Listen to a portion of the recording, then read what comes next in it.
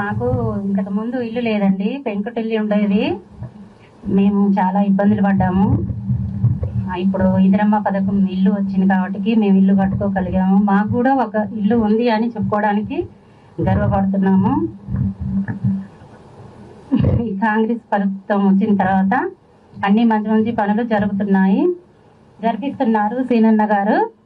చాలా ధన్యవాదములండి సీనన్న గారికి. అంటే ఇంకా సెలవు.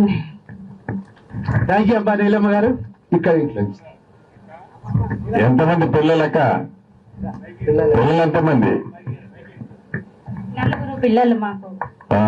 నేను మా వారికి నేను 2వ భార్యని. ఏం చదువుతున్నారా? మా పిల్లల బాబు లండన్ వెళ్ళాడు, చిన్న బాబు. పెద్ద బాబు రాజకీయంగా